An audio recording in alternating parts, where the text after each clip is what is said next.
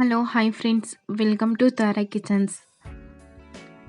ಇವತ್ತಿನ ರೆಸಿಪಿಯಲ್ಲಿ ನಾನು ಸಬ್ಬಕ್ಕಿ ಸೊಪ್ಪನ್ನು ಉಪಯೋಗಿಸಿ ಬೋಂಡ ಯಾವ ರೀತಿ ಮಾಡೋದಂತ ತೋರಿಸ್ಕೊಡ್ತಾ ಇದ್ದೀನಿ.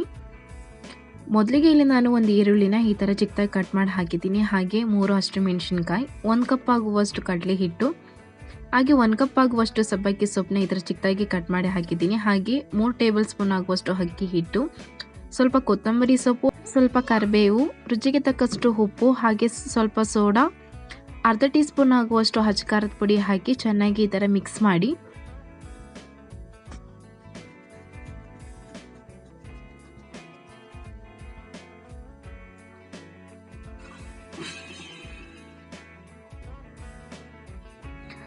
ಮಾಡಿದಾದ್ಮೇಲೆ ಇಲ್ಲಿ ನಾನು ಸ್ವಲ್ಪನೇ ನೀರನ್ನ ಹಾಕಿ ಹಿಟ್ಟನ್ನ ಒಂದು ಹದವಾಗಿ ಕಲಿಸ್ಕೊಳ್ತಾ ಇದ್ದೀನಿ. ತುಂಬ ಗಟ್ಟಿಯಾಗೂ ಬೇಡ, ತುಂಬ ತೆಳುವಾಗೂ ಬೇಡ. ಈ ಹದದಲ್ಲಿ ನೀವು ಹಿಟ್ಟನ್ನ ಕಲಿಸ್ಕೊಂಡ್ರೆ ಸಾಕು.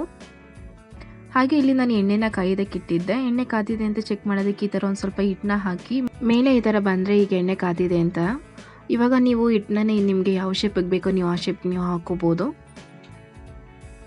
ಎರಡು ಕಡೆನೂ ಈ ಥರ ನೀವು ಸ್ಟವ್ನ ಮೀಡಿಯಂ ಫ್ಲೇಮಲ್ಲಿ ಇಟ್ಕೊಂಡು ಚೆನ್ನಾಗಿ ಬೇಯಿಸ್ಕೊಳ್ಳಿ.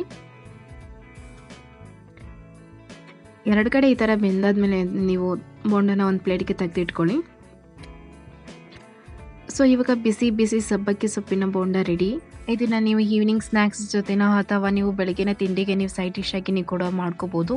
ಇದನ್ನು ಮಾಡೋಕ್ಕೂ ಕೂಡ ನಿಮಗೆ ತುಂಬ ಟೈಮ್ ಬೇಕಾಗಿರಲ್ಲ. ಸೊ ಈ ರೆಸಿಪಿ ನಿಮಗೆ ಇಷ್ಟ ಆಗಿದ್ದಲ್ಲಿ ಪ್ಲೀಸ್ ನನ್ನ ಚಾನಲ್ನ ಸಬ್ಸ್ಕ್ರೈಬ್ ಮಾಡಿ, ಹಾಗೆ ವಿಡಿಯೋನ ಲೈಕ್ ಆ್ಯಂಡ್ ಶೇರ್ ಮಾಡಿ.